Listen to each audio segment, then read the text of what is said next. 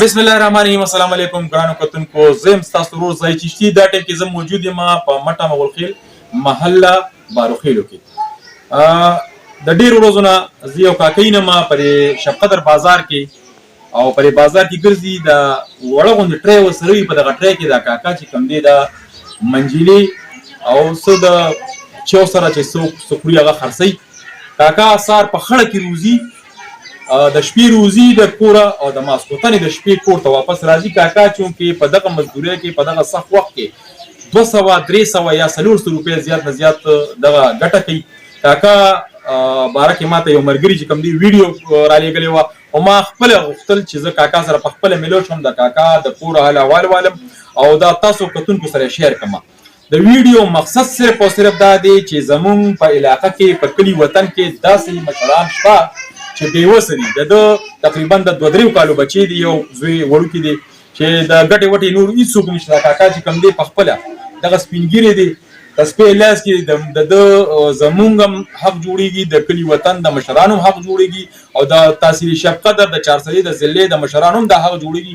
داسې سپینګیری بابا په جومات باندې کېنو چې خپل لمونځ او دس کوي او دله د میاشتې څه مقرر کړي. حکومت وقت لم دا پکار ده، د ریاست ذمہواري ده، د ریاست دا یو غټه ذمہواري ده چې د بابا سره خپله مرسته وکړي. چونکې دلته بده مرغه زمونږ چې کوم متعلقه ممبران دي هغه هم داسې دي او اعلی چارواکي خو دي. هغه خو روزه کاکا خپل راغلی یم 2 خبرې به کاکا سره کوم. کاکا چې کوم دی مزدوري کوي، خواري مزدوري کوي، خپلو بچو له وروړي. مونږ سره اوسئ او دا ویډیو مکمل وګورئ. کاکا سلام علیکم. وعلیکم السلام. کاکا په ویډیو کې مې کتلې وې چې ته د منجلې خرڅې او په ډېرې بازار کې ګرځې، د شپې ځې، سهار په تیاره ځې او په تیاره راځې. 100 روپۍ ګټې، 100 د ورځې ګټې، څه ژوند دې څنګه تېرېږي؟ زما خو دا مسله ده، تاسو سره الله پاک ډېر خوږ او دې کتونکو سره الله پاک ډېر خوږ. زما ډېره بېوسي ده، زه د سینې بیمار یم او د ګردون بیمار یم. زه یو 3 میاشتې کېږي زه د کمپلیکس هسپتال ته تللی وم او زه د ګردو بیمار وم. ما 4 میاشتې په کټ باندې تېرې کړې. زما واړه واړه بچي وو، زما بیا بله ساسره نه وه، زه بیمار وم. د هغې باوجود هم زما بچي وو، زما ګزاره نه کېده. زه ډېر مجبوریانه لاړم او مجبورۍ له ووتم. مخکې حالات خو اوس حالات خراب دي. زه 300 روپۍ ګټم، زما واړه بچي دي، په دې باندې زما ګزاره نه کېږي او زما ډېره مجبوري ده. زما دا کور دی او دا مې دیوالونه دي او زه ډېر بېوسه یم. دا ما د بل وړي، زما کوټه خرابه ده. د ټولو مسلمانانو نوم بېګانو ته زما دا خواست دی چې د چا له وسه څه کېږي نو مونږ سره د خپل تعاون وکړي، مونږ ورته دواګانې کړو او والسلام. د بابا څه داسې ډیمانډ نشته چې بابا وایي چې ما له د خلک لکونه روپۍ راکړي او زه د بنګلې جوړې کړم. بابا وایي چې ما سره دونه وس وکړي چې زما د 2 ټیمو رزق فراخ وي. ما سره داسې اخلاص وکړي زما دیوال، زما د کمرې چت مکمل خراب دی او چونکې زما هېڅ څه وس نشته دی. په 300 کې خو زه وایم چې په 300 کې نه، نن سبا 300 زره کې هم د انسان ګزاره نه کېږي. ګرانه ده، ډېره ګراني راغلې ده.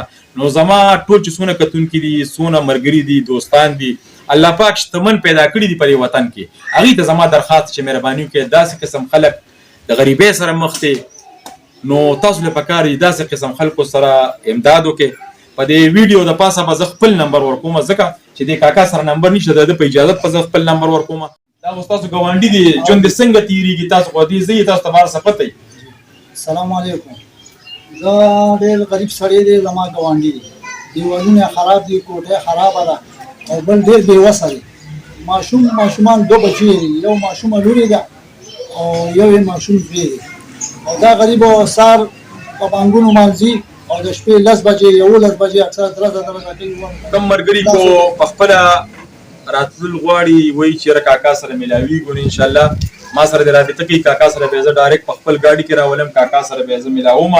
دا وړه بچی ده، د کاکا لور ده، دا ګورئ دا وړه بچی ده، یو د وړوکي زوی داسې ماشوم.